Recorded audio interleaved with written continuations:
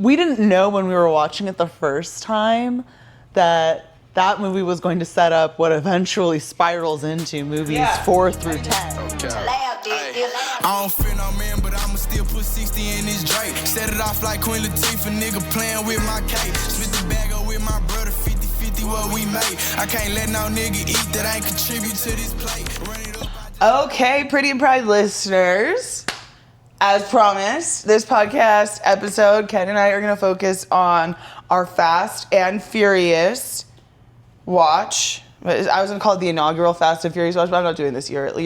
We can't do this not every yearly. It's the first one. The first one. Okay, welcome back, Pretty Pride listeners. This is our inaugural Fast and Furious. Well, but the first one also implies we're going to be doing it again. I don't know if I want to do that. Well, this is our podcast episode where we're talking about the Fast and Furious, the first 2 movies. Okay? Well, you could say it's our inaugural film review, a marathon. Okay, it's movie something. Marathon. We haven't labeled it yet. Marathon. I'm leaving all of this in. We watched The Fast and the Furious, and we watched Too Fast, Too Furious. Yes. And we are going to discuss our many thoughts about it. Yeah. I think first overarching thoughts of not even the plot necessarily, just watching this movie again is what a time to be alive when it came out. I mean, honestly, I have some pretty good action. You know, I really like that movie, and I guess I still do. It's just a little more ridiculous. Now, I was texting you yesterday, I'm like, there's so many plots. Like, there's so much happening, you know? It's amazing to think that, like, the careers of film careers of Vin Diesel, Ludacris, Tyrese, honestly, and honestly, were really they're mostly just the series in this one franchise. Yeah, and like I've cemented and only created or only existing pretty much. Yeah. I feel like that's the first time I saw Fast and the Furious. Got to use the thus and the noms because the names are crazy. Exactly. That was the first time I saw Vin Diesel. Yeah. And so we were just chatting about how what? Nothing. I'll get to it. Don't worry. Okay. I got a lot of thoughts. About how I think that, anyways, well, actually, I don't want to talk about the way that they come back in the movies. It seems like he was going to be a bigger star than he ended up being. And after Chronicles of Riddick, he said, I got to go back. Get that paycheck. Back to the original text. Okay, so starting with that. Chronicles of Riddick.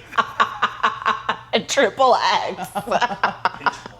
I mean. Oh my God. You know what, though? Great movies, actually. You know, not bad. I'm an action girly. Okay, so let's start with the general plot of The Fast and the Furious. I'll do The Fast and the Furious. You do Too Fast, Too Furious. You want to do the plot? Okay. Because I fell asleep for 20 minutes in Too Fast, Too Furious, so even though I'd seen it before. Yeah, okay. Okay, so the general overview of The Fast and the Furious. Oh, also, spoiler alert, this movie might contain spoilers. I don't know what I'm going to say. Is about a man, a boy, really, who is trying to get into street racing. No, I'll just tell the real plot. Okay, so there's this guy, and he's white, and he. Okay. First of all, the opening sequence of this film starts with. Wait, we're getting too into the details. Okay. I want to give the overarching thing. Okay. Overarching plot is that there is an undercover cop on his first assignment, is all that you can guess, as a general police officer.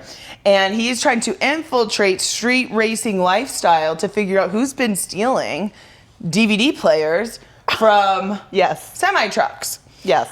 Which street racing gang has been stealing these DVD players? He's undercover. I feel like he's undercover FBI. Like he's working with the FBI. He's not even a cop. Wow, it actually makes him. I think he was LAPD, but he's working with the FBI. Okay. Yeah. So he starts with Dominic Toretto and his crew. Well, that's where we land. I don't know if he started to try to infiltrate anywhere else. He just liked the tuna sandwiches and the cashier. You're getting too into the details. Let me finish the plot. He starts with Dominic Toretto and his crew and tries to get in with them, and he eventually does. Mm-hmm. And then they are the ones that are performing these heists. And then they find out that he's a cop, and then he lets them go. That's pretty much the general gist of this movie. There's a lot of B plots that we got to get into. Yeah. Okay, so starting with the opening sequence that you just can't wait to bum rush me to. Go for it.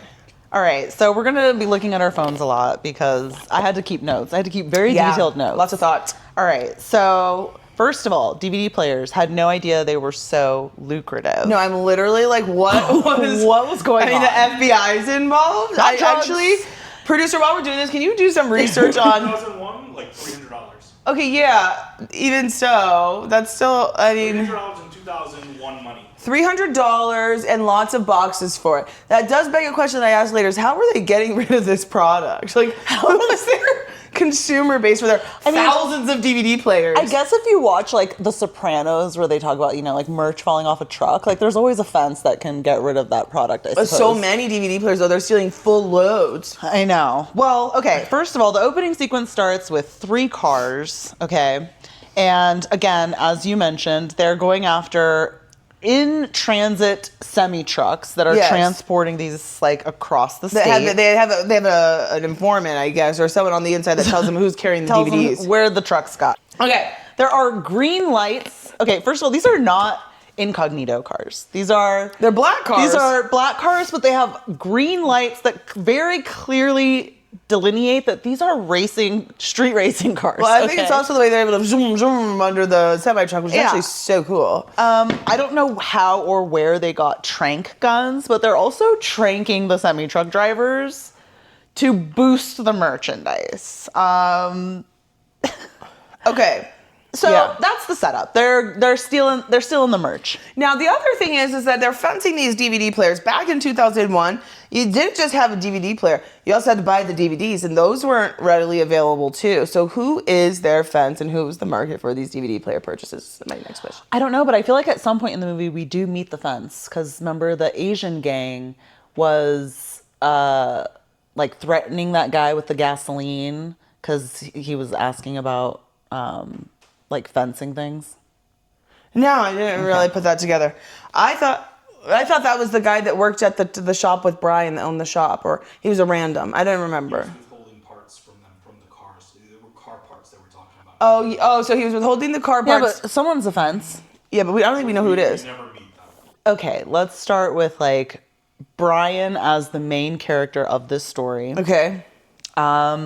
I just can't get over the fact that this guy looks like a surfer. He is driving a semi-truck from work to go hang out at Dom's, what looks like a mechanic's garage meets a cafe. I don't know what that health made code no violation. sense. What is this sandwich shop, sweaty, gross garage fumes? I'm like, there's no way that this is up to code. I actually had that note too. Sandwich car shop combo. Yeah. Very interesting. It's just like, what? Yeah. Also, why am I doing labor? Like, and how many customers are coming in here? You're telling me that you're also like purchasing grocery and market items for people to come and purchase while you're fencing cars and racing? First of all, I don't want to eat my sandwich there. That's gross. No. So the first thing I noticed was the stickers on their car. The stickers on Brian's car specifically. Now, is this a sponsored street race, or are they putting the stickers on? Like, are they purchasing them? Like, are they decorating their own cars? We do see later that they're putting some of the decals on their own cars, but I'm like, is Nas reaching out to Brian and giving him a sticker? Are you letting everyone know what's under your hood? Like, I didn't understand that.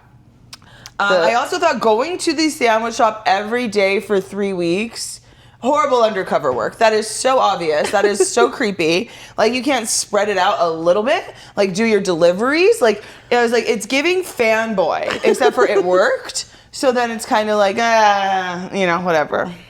And also the fact that they get into a fight. Like, first of all, he looks like he's their only customer. So, like, seriously. It's just, they're going to get into a fight. Dom has to break it up. And then instead of like, oh, the heat's it's like too hot on me. No. He's like, I'm doubling down. I'm going to show up even more around you. I'm going to show up at this race. Yeah. That's going to happen. Yeah.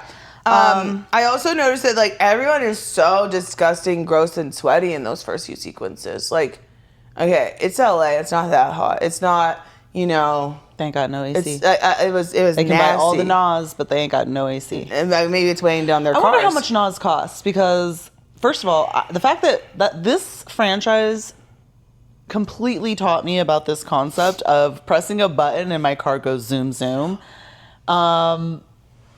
And it's in every single... Well, and that's the thing. If it's in everyone's car, I was thinking about this a lot. It's like, so it's really about who can afford it, one, but it's like all these people have it, and the timing of which you press the button, but it's like, it feels like if everyone has it, then does it do anything, you know? Yeah, and like, okay, so we're just letting performance enhancing street racing. We're doping. Yeah. Our cars. Okay. Okay.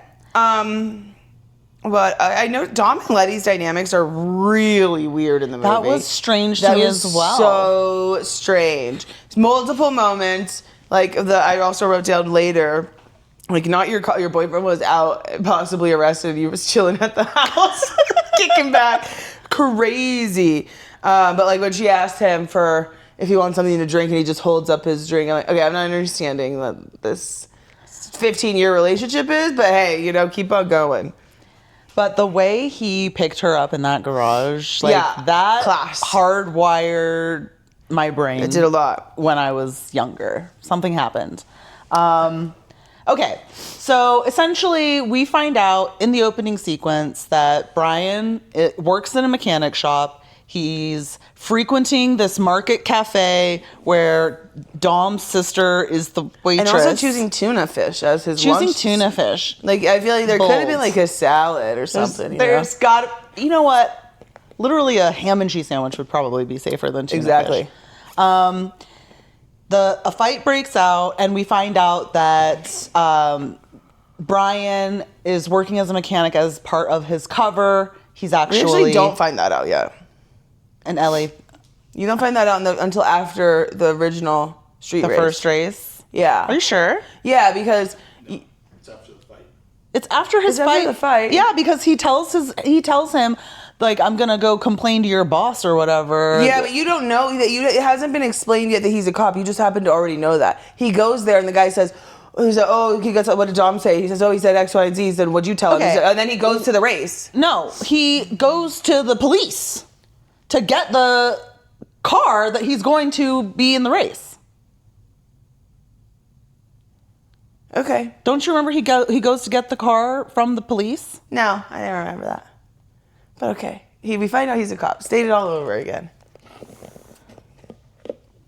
Well, when are you saying we find out he's a cop? I thought it was when he goes to the house for the first time. Yes, but that happens between the fight that breaks out and the race, because he had said something about like needing some parts or something. Yeah, and then I thought he just gets to the race. Okay. From there. Maybe I had a bad version or something. Okay, so in the opening sequence, we find out that Brian works at this mechanic shop as part of a cover. Mm-hmm. He's been going to this market cafe, flirting with Dom's sister. He ends up going to a house somewhere in Hollywood that's like a very nice house. Very chic. Very nice. And this is where the base of operations is. Yeah. Oh, wait, absolutely. hold on. You're right. I know. You're a bitch. I know. Okay. It was. Cut all of that. Okay, cut the mic. Okay. It was after the race. It was after the race. I know. Okay. It's actually there's a after I fight think he ends up at Dom's house and they do all that crap and then they find out he's a cop. Right? I mean, yeah, I guess it's hard because we've seen it before. Yeah, so we no, know. well, it wasn't hard for me, but So if you saw the cars that they rode up to in this market, you'd be like, these people are clearly doing illegal street races. Like, they're not just strolling down the street to pick up their groceries. I would definitely think they were all posers until I saw Dom. Like, Jesse is not adding to the crew vibe. No. Okay, so then we get to the street race. Brian is heading there to really prove himself to this crew of kids that he wants to be a part of. And one thing I noticed about these races is like the getup and fashion. Like, to be a racer girl, you know, it's like you're wearing bare midriff, mini skirt. I'm like, where are they they're all shopping at Hot Topic. You know, back in the day, we had the malls. We could really find all of our skank wear. Dressing for the club, but instead they're going to abandoned buildings. At like midnight. Like, actually in LA, scary stuff. You know, what's so funny is that I also noted that Brian dresses so normal in comparison to everyone. It does give narc. Like, I mean, he's literally just wearing a t-shirt, jeans, and Converse. which seems to be so normal, but everyone else out there looks like they're wearing like Bape and shit, and like they're dressing for their race as well. Not the race of the cars, the race of their color of the skin. The Asian people dress very one way, the Mexicans one way. Then the Dom has his multiracial crew, and they dress like all leather, I guess. And I want to talk about so I have a note here about how when Dominic and the crew, I'm going to call him Dom. When Dom and the crew arrive to this race, they're in like a Transformer level formation. I love it. Where it's like a freaking stacked V formation. I'm like, how are they practicing this? Like, do you think that they're just like, I'm center. Okay, I'm left. I'm left one. Obviously, you're left two. Dom is in the front. Letty's on the back left. It's just obviously by your position in the crew that you just inherently know. And then there's a little bit of bants before the race. And Brian is like, I want to race and I'll bet, car, cash, and respect. Like, bro, that's not how respect works. That's how respect works. Also, I wrote down, he had one of the worst line deliveries ever in that when he says, so check it out, it's like this. I was like, the most terrible line deliveries I've heard from any actor ever. Like, I don't know what it was. I was like, that is horrible delivery of this line. Dude, it's like, I had uber cringe written in my notes. I'm like, this whole thing is just so freaking cringe. And then you got Ja Rule and the Streets Gangs. I'm not understanding this lifestyle that they're building. First of all, they're talking about in the beginning that he needs the business owner that Brian is working at needs Dom because everyone sees what Dom does on the streets and then wants all the shit he has in his car. And then like, how do you get all these girls? What does she say? If you win, you get me, or if you whether you win or lose, you get me. But if you win, you get both of us. I'm like, okay, I know this is probably based on a kernel of the truth, but why? I don't What get do it. you win if he wins? No. Oh, you want to be seen with the cool guy, I guess. Okay. And then after the street race, which Brian doesn't win, but says he almost beats him, which side note reminds me when people gamble and say, if only this one were here and that one were there, I would have won. That is not how any of this works. The cops show up and they bust the race. And then I don't have any notes for this part yet until the Chinese people show up. So, okay. So Dom, basically everyone scatters. Now the racetrack setup is also very cool because of how they're like cordoning off the streets. When the police show up, there's like radio signals that they're sending each other. So everyone scatters. Dom goes into a garage and then like decides to go out on foot. But apparently he's very well known. So it's like there's that bald guy, very much looking like Dom ginormous, Toretto. huge bald guy. Yeah. So Brian, who is a terrible racer, played by Paul Walker, who looks like a surfer, still has his car, which I think he was supposed to give up as like the contingency for losing the race. He sees Dom being like running and being pursued, picks Dom up. And basically saves Dom from being arrested. Now, before they make it back to Dom's house. Well, yeah, go ahead. One of the things I wanted to say is like before they even start that adventure, as they're driving away after Dom's picked up, they start talking about how Dom knows that Brian used to be in juvie. I'm like, where is he getting this like FBI level intel And also, from? who gives a shit? How did all these people used to be in juvie? Aren't all these people 2 seconds away from jail? Why is he doing a background check on this random ass mechanic who's stalking maybe the guy his store? maybe because he's stalking his sister. Yeah, but it's like, oh, okay. Essentially good brothering. And then I miss what happens, but they escape the cops. But then the Asian bikers come and corner them, right? Yeah, they're driving, and like the Asian gang, we don't know, East Asian, Chinese bike gangsters versus street racers. I'm going to assume Chinese. I was assuming based Chinese. on the LA affiliation. They are on motorcycles and basically like tap on the window and are like, follow us. And I'm thinking to myself like, bro, I would just fucking, but Brian's, there's also some weird... I guess everyone that's involved in racing is involved in other petty crime as well. So there's like a lot of weird dynamics that you don't fully understand. Yep. Okay. Johnny Tran. Yeah, Johnny Tran. The Asians are hot. Yeah. Okay. My brain was rewired. Something happened. And then Brian and Dom make it back to the house in a taxi. Brian tries to play it cool and just take off. And then Dom's like, hey, gay. I'll see you next week. You want to come inside? You want to come see what's going on at the party at my house that everyone's apparently celebrating that I've been gone for hours.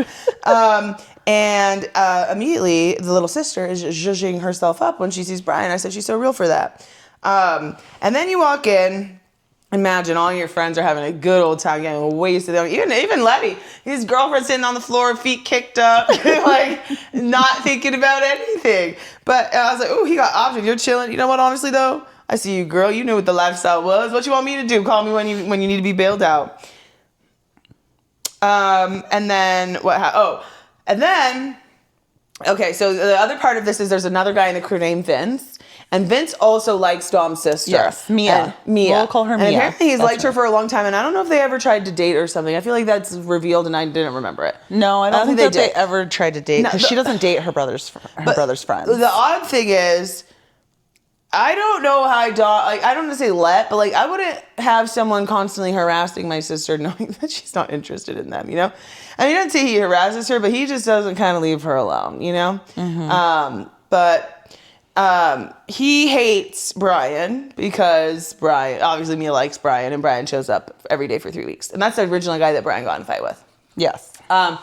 So when Dom shows up and sees everyone partying, he takes Vince's beer specifically and hands it to Brian. And then, so he takes his beer and he gives it to Brian. And then later when Mia something happens and Vince is rude to Brian and Mia asks him where Vince wanted to take her on that date, and then turns around and says, you could take me there. I'm like, damn, everyone playing Vince all the time.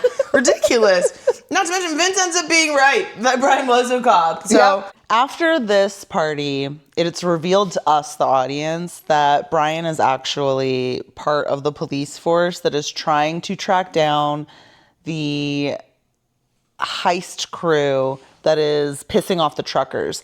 And we find out that apparently the truckers union is telling the police, like, either you guys take care of it or we're going to take care of it our way, you know? So things are going to get dangerous out there on the streets if the police do not stop these heists from taking place. Yeah. And again, this is a beautiful, like, Hollywood Hills level mansion that the police are just hiding out in their, like, what looks to be the biggest sting operation that could possibly be underway. There's papers everywhere. There's like 30 police really officers. Crazy when you consider like the mental caliber of these people that they're chasing down. It's like 3 people, so it's just ridiculous in 3 men in a trench coat, and they got the whole FBI up in arms. And then because Brian loves Dom already so much, he really just doesn't think it can be him. So he totally points the FBI into literally anywhere else. Mm-hmm. Including Hector, racist. And including the hot Asians. Yeah. And they totally bust open into this hot Asian man's house, point guns at his whole family. And it's like, the cops are incorrect as usual. Dad for the disrespect and shame. Well, yeah, you do the lifestyle you live in, just almost, you know. But it's like they were wrong, as usual for police. Just went with whatever. And then we get to, I guess race wars. But before we get to the race wars, desert street racing festival, I did know that Brian is a poor little orphan boy and a terrible undercover. And that's why we think that he loves Dom, because Dom's all about family, and Brian never had a family, I think, from what I picked up. When the cop says, there's many kinds of family, Brian. It doesn't have to be the criminal street race. He doesn't say that, but he's implying. It doesn't have to be, cops can be family. It doesn't have to be criminal street racers. We learn about Dom's background too, like at this point. So it's like revealed to us that Dom watched his father race this car. It's kind of his Moby Dick, this black. Oh, it's giving a Gone in 60 Seconds. Yes. I was thinking about that movie while I was watching fucking love that movie. It's awful. It's one of my favorites, though. And that Eleanor, that's what they call it, sorry, in that movie. Yes. The reason that Dom went to jail in the first place was because he beat up the guy who, like, messed with his dad's car.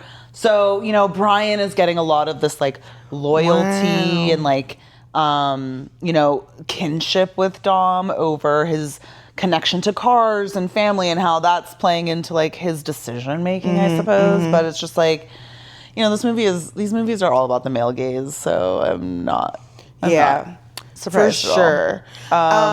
Okay, so then they go to this race war. Wait, before that. Okay. We forgot about the motor oil boarding, which is crazy. That was crazy. That was an insane thing. But we do realize that Johnny Tran is not a good guy. Looks good, not a good guy. I didn't think any of these people were good guys. But he turns out to be even a worse guy later, but we'll get to that too. But the most ridiculous part of this is that, okay, so Brian decides like so Hector, who apparently puts on all these street races, comes to Brian's legitimate mechanical shop and is like, hey, I have 3 Honda Civics, go figure, that I want to soup up for the upcoming race wars. You know, so here's the, you know, specs that I want. And Brian's like, maybe Hector's behind the heist. Of course, Brian wants to be anyone but Dom. He wants to be anyone. So he's like, all right. So he decides, I'm going to solo go investigate the garage that Hector's garage. And while he is sneaking in and taking a look and taking a peek, Dom and Vince catch Brian in the act and are like, what the fuck are you doing here? Why were they at the garage? I don't know why they were there. Yeah. You know, because they're shady too. They're out doing shady shit. But in this melee, they end up coming across DVD players? So, no. They're like, let's go for a ride, and like they encounter Johnny Tran, like, cause what's his name? The little kid is like, hey, Johnny Tran is coming or something like that. And this is where we are inside of the garage and we see that there are a bunch of DVD players that Johnny Tran and his crew have amassed. So I was like, where, you know, so we as the audience are led to believe like, oh, maybe Johnny Tran is heist, because look, there's so many DVD players here. Why does he have all these DVD players? I saw 3, honestly, from Brian's flashlight, but sure, you know. And because there is another heist after this, the police are, you know, telling Brian, like, give us a name. And Brian's like, all right, I got, you know, Johnny, I suppose. Johnny Tran must be up to it because, you know, he's motor oil boarding this guy, and he's got a DVD player in there, so it's got to be him. And they infiltrate the house. It's not Johnny Tran. It's not Johnny Tran at all. At some point, there's a montage of them rebuilding this car that Brian owes Dom from losing the first race. This is where they clearly fall in love. This is the famous, you know, Vin Diesel, Michelle Rodriguez lifting her from her ass, you know, moment. And then the car is ready for Race Wars, which is not a reference to the fact that this is a very diverse cast of but it's all multiracial people. Yes, but there are race wars happening within the... There's a race war within the race wars, and that everyone is segregated and grouped by race. Mm-hmm. So at Race Wars, the main thing that happens is the Jesse kid, the one that is not adding any street cred to the crew based on his entire vibe, decides he wants to race for pinks just like Brian did, even though Brian lost, so I don't know why he was following in his footsteps. And he decides he's going to race Johnny Tran. And he loses. And he loses the pinks to his dad's car. Now, maybe we learn his dad's in jail. Oh, his dad is in jail. And he can't lose his dad's car, so he runs away. Yep. And I'm like, this kid looks like... Also, he definitely looks like he's on heroin, like in a lot of parts of this movie. Not... It was character work, is what I'll say. I don't know if the actor was on heroin. But, yeah, what an idiot. And men never listen. Because next... After their friend loses and freaks out and leaves, and Johnny Tran accuses Dom of being a narc because of what happened to his family, which is like also confusing because what did he narc on you for? Because he must know something because they did that whole hilltop Asian bike versus street racer stuff. Dom decides we gotta go pull a heist, and Mia is saying, "Please don't go, please don't go." Definitely don't feed it. And then everyone else is saying, yeah, Dom, this doesn't feel right. And Dom's like, no, this is the big one. This is the big kahuna. We have to do it after this. It's a nice, big, long break. Said every criminal about to be caught ever. And yeah, so men never listen is really... So it was very true to form, honestly. Art imitates life for sure. And this is where, Brian, he's looking at Mia have this argument, and all the time, Brian's superiors are like, you got to look at Dom. It's probably Dom, Brian. It seems like it might be Dom. And Brian's like, okay, look everywhere else. And I think Dom, obviously he's like, all right, Mia, where's he going? And then unprompted, like she's like, leave it alone. I'm an undercover cop. It's like, oh my God, you're terrible at your job. Really bad. Really terrible. Really horrible. They had a really cool hiding spot for these Hondas, though. They did, but it's like so implausible. It is. It's like just behind a water tower. No one's going there. No one's maintaining this water tower. No, but it looks really cool in the movie. It's also this final heist, broad daylight. Okay? That's what it is. I know. So like, why is it the only time they're burglarizing in the middle of the day? What's happening? They ain't wearing no masks. They've got no cover of darkness. Just broad daylight. Also, Vince is wearing a super gay outfit during this heist. Like, it is so gay. It is like a mesh top, a super like crazy belt, and I was like, and then during the heist, because the truckers are so tired of people stealing other people's DVD players, they're vigilante justicing it. And I'm thinking, imagine dying in that super gay outfit. That's horrible, So, that's the thing about the racing is that everyone's dressing like they're going to the club, but they're just going to race. Okay.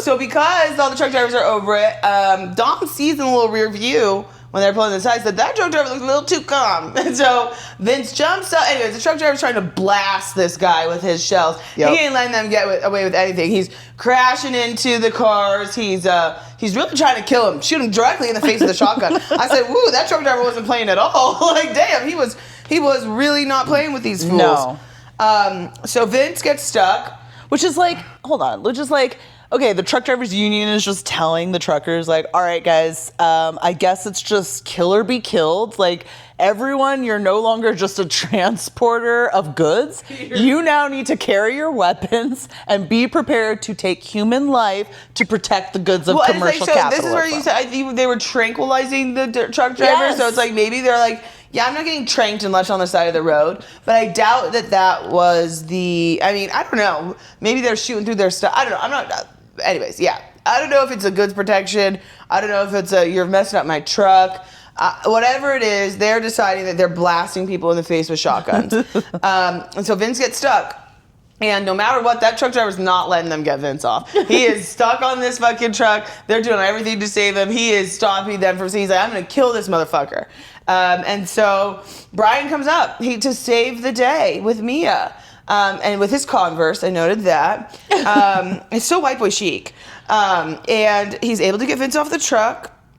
And Letty did the cool undercarriage. She was totally useless, but the one thing she did contribute was she drove her Honda Civic underneath the entire carriage of the semi-truck. I thought that's how they were always doing them. But yeah, it was cool. It was cool to see. Very cool to see. I loved it. It was great action sequencing. So then they find out that Brian's an undercover, and he choppers life alert in or something to come save Vince. And the look that Dom's giving him, ooh, he feels so betrayed by his little boyfriend. It's so sad. And then Mia is sitting there looking back, not knowing who to pick. Like, bitch, go with your brother right now. And so they get out, and then he goes to Dom's house, and he thinks Dom's running, and he pulls a gun on Dom. Dom's not running. He's trying to go save Jesse.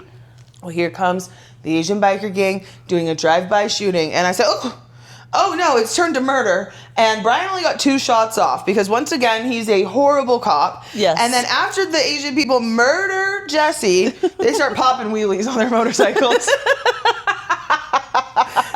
Crazy. Okay. So over a pink slip too. Like, I don't even know what it was over. It was yeah, exactly. So then Dom and Brian are chasing them, and there's a sequence where the guy on the motorcycle is literally not looking at the road for so long and just shooting behind him. I'm like, there's no way. There's so much riding without looking forward, on a 2-wheeler. So then Dom runs one of the killers off the road. He survives seemingly. Brian kills Johnny Tran, R.I.P. Sad. Hottie, and then tells random passerbys to call the cops and leaves the dead body there. Horrible. Yes, Horrible. just terrible at his job. Terrible. He's got to go get Dom. He's got to go get Dom. They have a cool little bro moment where they jump a train together. Yeah, they need one last race. They need one last race, and then the cops are coming for Dom. They're coming, and what does Brian do? They clear the train, but then a different car hits Dom. So his car flips, and this is the same car that he has been rebuilding that like Papa's his father vehicle. had, Yes. perished in. So, I guess history is Damn. repeating itself in some ways. Double homicide. Yeah. So, anyways, Dom is like all fucked up. Like he can't drive, can barely walk. So Brian gets him out of the car. And Brian, true to form, terrible at his job, is just like, it's okay, bro. Take my keys. Take my key. And I noted Brian is the worst cop ever and a terrible friend too. And then the movie ends. Yeah. Okay. General takeaway, I have really appreciated that this movie and the one we're going to talk about next, both under 2 hours. I feel like we've lost something as a society now that every movie is more than 2 hours long. An hour and 45 minutes, and they shoved a lot of plots in there. A lot of plots. And you know what? I followed it from beginning to end. Yeah. It was wild. It was dumb at times, but I appreciated it. There was no need to just drag things on and on and on. Nope, just Brian straight out saying, I'm a cop. I'm an undercover cop, tell and her I right need to now. go get Dom. No catching, no nothing. My takeaways, first of all, love it. Lots of action-packed stuff. Orphans make horrible decisions because Brian's an orphan, bad decisions on the cop. Dom's an orphan, bad decisions with Heist. Jesse's an orphan, horrible decision with the pink slip, dead. And so I was like, damn, everyone that's orphaned in this movie is just a terrible decision maker. We didn't even talk about the fact that Mia and Brian and Mia have their first date and go back to his place of fake business, the mechanic shop, where they've copulated. Yeah, well, I'm sure she's used to that because she has 5 different people living with her at her house because Dom has taken in all of these other orphans through time. That's true. So she's like, sleeping in your job, that's totally normal. I work in a marketplace restaurant shop next to our car business shop next to our house. So yeah, that's fair. She's used to a bunch of strangers in her house. It's way nicer than her room in Dom's house. Also, she's studying for something. I couldn't tell you. I don't know. They don't go into it, but I like that they're putting it there. So it's overall, I love this. Honestly, it's a good initiation into a series. Now, of course, when they make these movies, the first one, you don't ever know what's going to become a series. I doubt they start thinking, maybe they do now. But, it was a one and done movie, and it takes off. Yeah. And then we get Too Fast, Too Furious. Now, this one only has Brian back, Paul Walker, and a whole new cast, and the FBI liaison he worked with before, and everyone else is new. Yes. So when this one at least initially released, it was back in the day, you young folks, you don't know this. A sequel was always just a moneymaker. They were never making them to be good films meant to propel a series forward. It was popular enough, we could do a second one, everyone gets a paycheck. And they were timely. They weren't 20 years later we're having the second film. Correct. No. This was shortly after the first film. Shortly after. And this is very similar to what happened with Mission Impossible 2. It was very clearly they did not expect Mission Impossible to have 8 total films, but they did this, and the second was the worst one. This was, I don't think it's the worst one, but no. Vin Diesel, no one else comes back, probably because they think, my career took off for the first one, they're not coming back. So Paul Walker comes back, and that's it.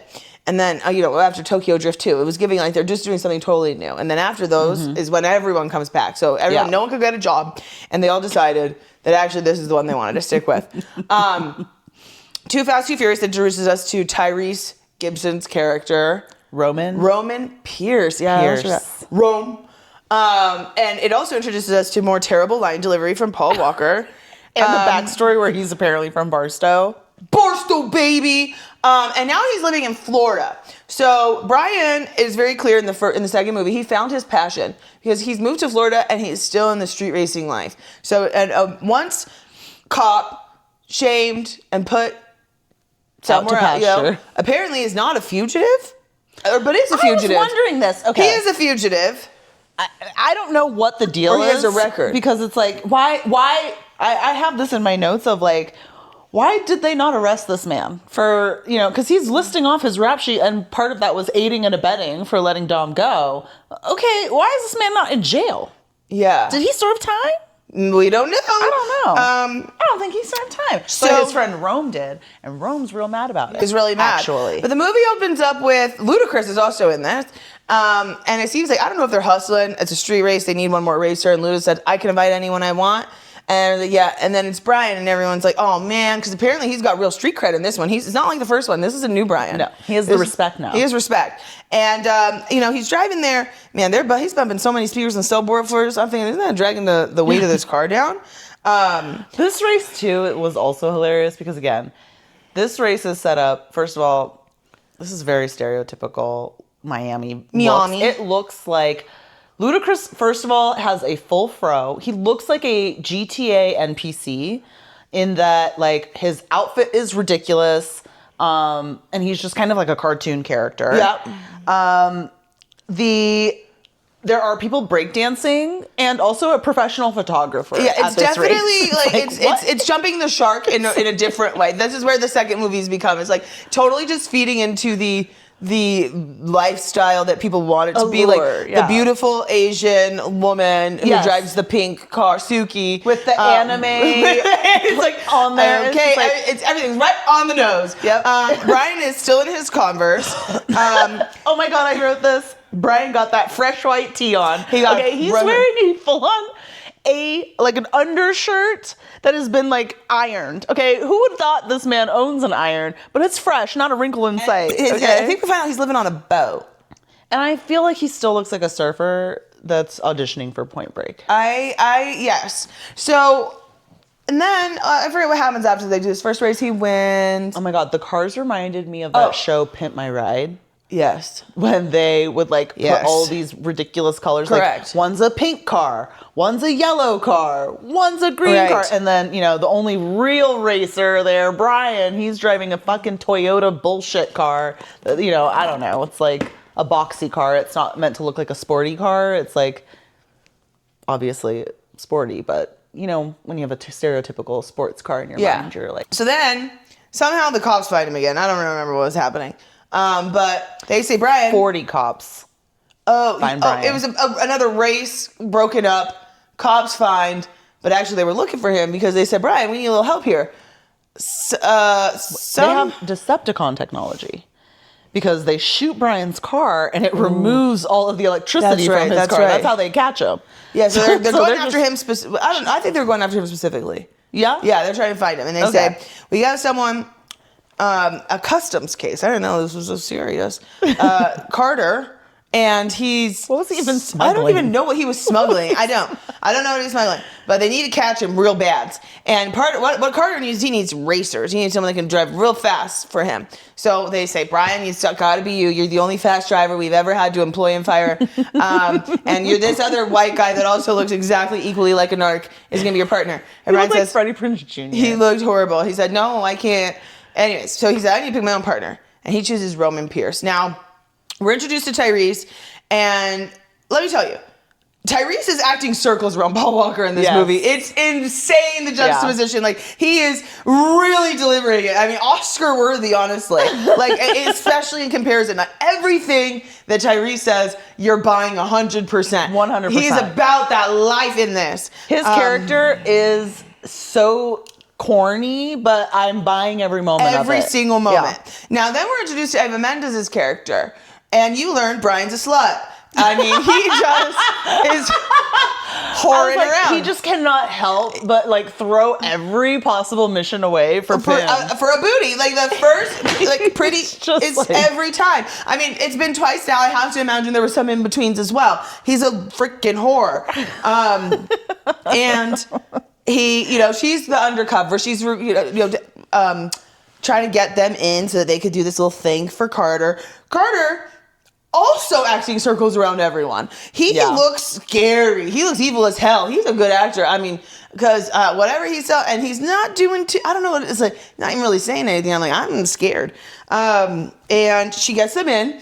Brian does the stare and drive, which is actually insane. An insane pull. It's so insane. I would actually be so fucking pissed. I would never get in a car. I was thinking about this in the first one as well. I would never be a passenger in any of these cars. No, first of all, they're ugly.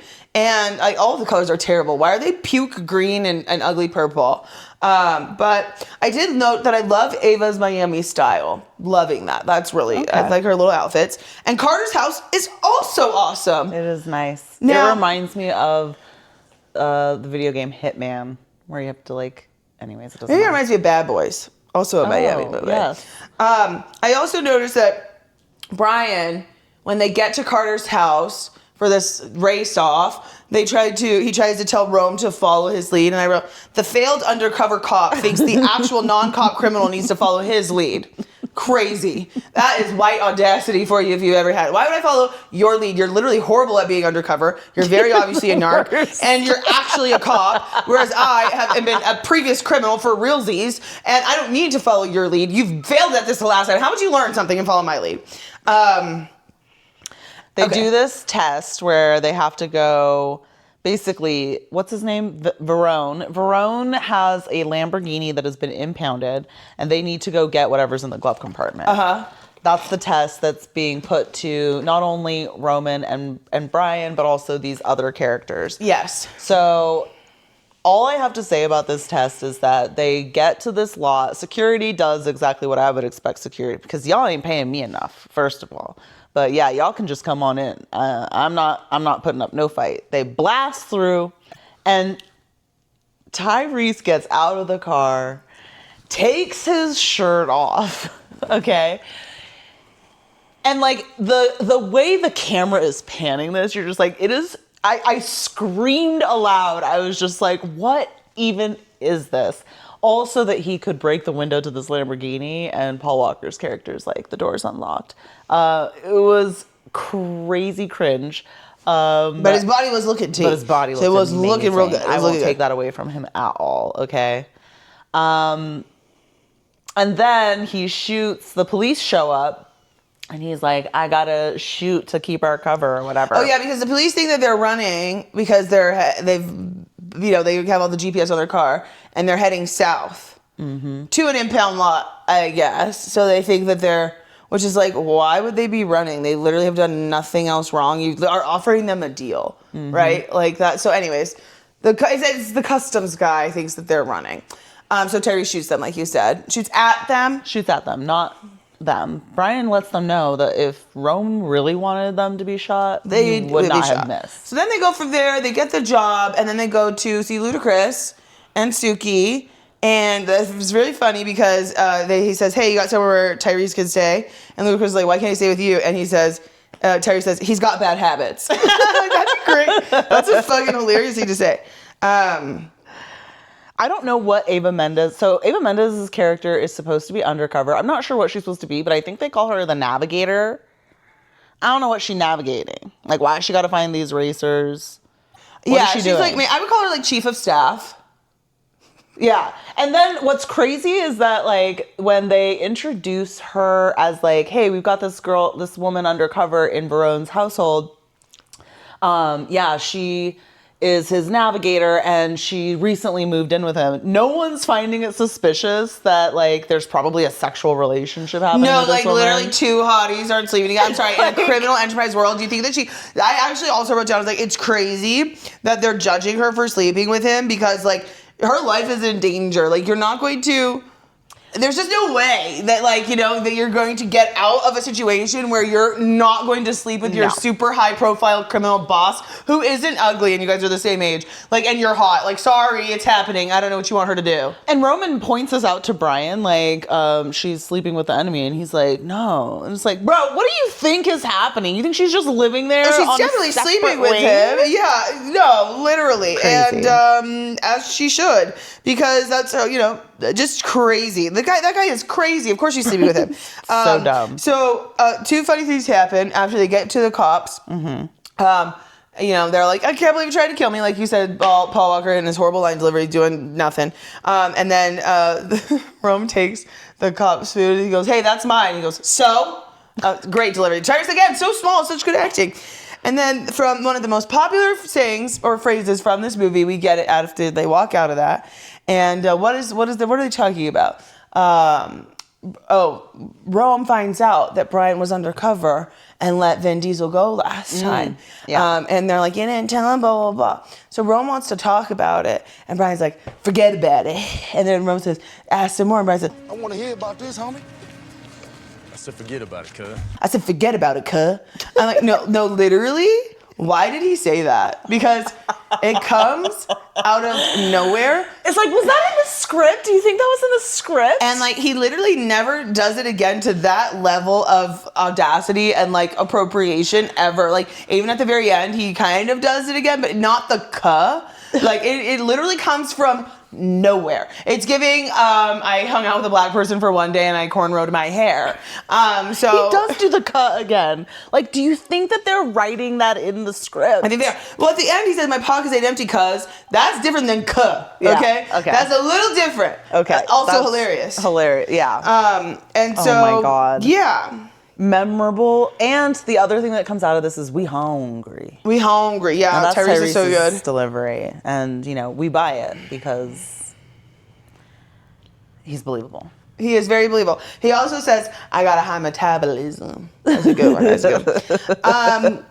So Carter has a cop undercover, or a cop, that is on his payroll. They do the rat bucket thing, which I had forgotten about, but that haunted me for years. Forgot about that. That had haunted me for years. And that That poor little rat. actor is from Sons of Anarchy. Sons of Bobby. Anarchy. Bobby, yes. Yeah. And I could tell it was him from the back of his head. Me too. I know that bucket was burning the shit out of that man. There's no way if they were really lighting it with a fucking blowtorch that it wasn't. Okay, so that happens. And then Ava Mendes sneaks out to tell Paul Walker that he's going to get his brains blown out by Carter when he does whatever he needs to be done. And she's really wet. I don't know. She must have swam there. Why is she wet? That's not explained at all. It's not at all explained. She's just soaked from head to toe. Wet. Clothes and hair. I don't know. She's wearing like a short-sleeved rash guard, and her hair is in a bun, and she's just dripping water. Wet. And then they kiss. But it's not. It's But not it's like a a quick kiss. It's like it comes from I nowhere. gotta hide. Okay, We know hide. something's here, but we just haven't been able to explore it yet. Kiss. So now they're under a tight timeline to get these cars done because Roman and Paul need a backup plan. And during this tight timeline, I noticed that they put decals on the car because naturally, if you don't have time, you really crunch for time to get this car ready. You gotta get the stickers on. So they get the stickers on. Now at this point, I've fallen asleep, and this is the apex of the movie, which is the actual heist. So I fall asleep for the next 20 minutes, and I wake up at the end of the heist, which is very fucking disappointing, and I'm going to go watch that later. So Brian apparently has a lot of pull in like the Miami street racing scene, along with Ludacris's character, because somehow he's devised that in order to successfully save him and Roman's life, they need to have this whole shell game, right? They're like creating this whole illusion of, find, the shell. Part of this is that Carter, I don't even understand why there was money in the trailer, but essentially the police officer that they interrogated with the rat, Carter wanted a 15-minute window where the police would not raid this house or try to stop his drivers. Yeah. And so, and I don't understand, why there was no communication between the police and, the overarching federal investigation that was underway, but whatever. So the police officers at first is like, okay, sure, I'm going to give them a window, but then he decides, I don't want to give them the window. So the LAPD descend. And so this is Miami PD. Yeah, sorry, the Miami PD descend. So not only is this magic trick that Brian and Roman are about to do, eluding whatever they were eluding in terms of Carter's goons, but it's also going to elude the Miami PD. And I'm not sure if they knew that was the overall. Well, I think they knew that they wanted to elude customs, that they knew they were expendable, and so they needed to have a backup plan to get out of both situations. But I don't know if they. Well, I guess they did know Miami PD was involved because they watched him burn that rat stomach. That's true. The rat stomach. He's a rat, and there's a rat on his stomach. Yeah. Okay. So essentially, both Brian and Tyrese had won new cars in a separate street race that takes place. So they have these 2 muscle cars, and they have the cars that the police officers had given them as part of their working on this operation. The police don't know that they have these other cars. So when Brian and Roman go to this house to get the money out of the wall of the trailer, and they're putting it into their car, Brian has one of Carter's goons, and Roman also has one of Carter's goons, and they're driving. And they decide, like, part of this is that they go into a garage, they close the garage, and the police are all surrounding this garage, basically, like, trying to trap them. The garage doors all open, and out come monster trucks that, like, push all of the police cars out of the way, and then a bunch of street cars just go in all different fucking directions. And it's kind of like, who's in the car? And, it's Luda and Suki are in the car that Brian and him were originally driving. Now they're in their muscle cars that the police didn't know about. They go to the airport where they think they're supposed to drop things off, or Roman does. And they had rigged the seats to, like, eject the goons. So Roman ejects his goon and is driving. And Paul Walker is getting ready to eject his goon, but realizes the goon tells him, like, we're not going to that airport. We're going somewhere else. So Brian knows something's wrong. Yeah. So he communicates with Roman's, like, I'm going to go over here or whatever. Gets there, finds out Carter knows that she's a cop. And how did he find out? Because he only told one person About the airport. And it's that's right. Yeah. Because, like, they shouldn't have known they were trying to go to the airport. Yeah. Okay, yeah. So it was like, They've slipped up once in 11 and a half months. This is right when I woke up after he got rid of the goon somehow. But you know, if I were Ava Mendes, because I've watched a lot of Tom Cruise, right? I've watched a lot of Mission Impossible. If I were Ava Mendes' character, I would be like, someone else has obviously planted a bug inside of your house or something. Like, you could totally put that on someone else. I'd be like, are you kidding me? I was talking to Hector and what's his face about it yesterday. You know? Yeah. Everyone knows we're going to the airport. Or I didn't know that was a secret. I've been talking about it. Like, it's no big deal. But it's like, I mean, what is he like, wanding her for bugs and making sure she's not, mic'd up or something? It's like anyone can find anything out. But anyways, that's how he knew that she was a narc and he's going to kill her. And Roman comes in and they decide to take the car onto the boat. They win. Oh, wait, hold on. We're not going to say they take the car onto the boat. That's not what happens. They're yachting in the middle of I can only imagine it's like an Everglade. Yeah, exactly. A swamp. And except for the nice part of the swamp, the ocean.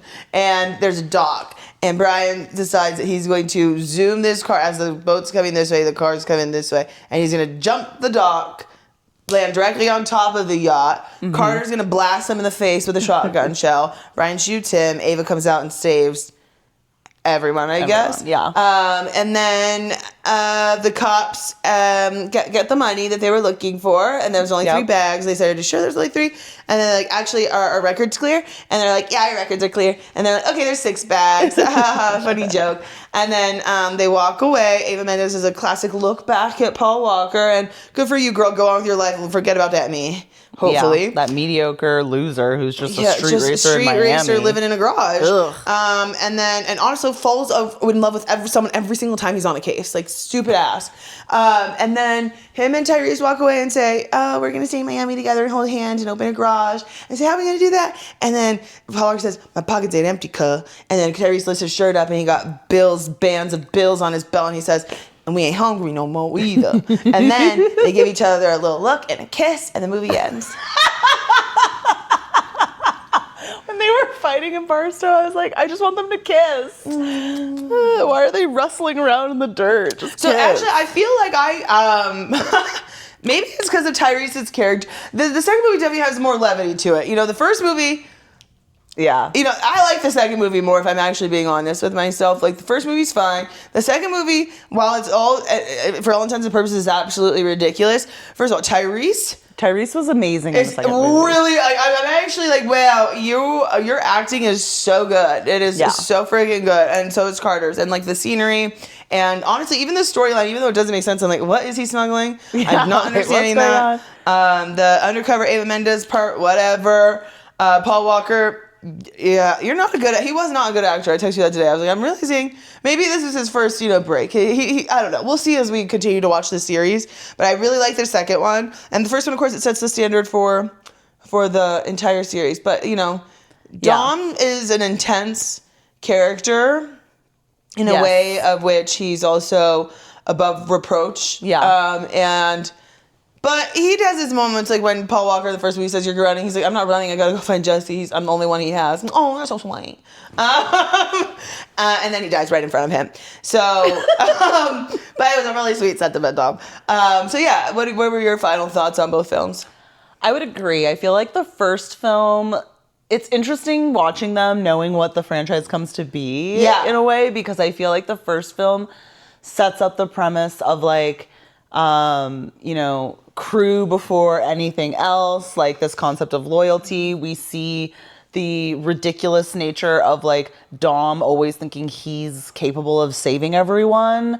And then the second movie brings in like the ridiculous aspects of like a heist. I thought about Gone in 60 Seconds. Yeah, while I was watching that movie. But also it brings in the cops coming to these street racers, I guess, too. Yeah. I'm realizing, I guess they are setting a precedent. Yeah. they get it done. 1 and 2 get put into a blender, and we're gonna end up at 4 when everyone's back together, and these concepts are also brought to. And we get Tyrese and Ludacris again, So I'm loving that. Yep, I thought about the fact that Ja Rule was a vessel for, like, the first movie was a vessel for Ja Rule soundtrack, the second was for Ludacris's soundtrack, and Too fast, too furious.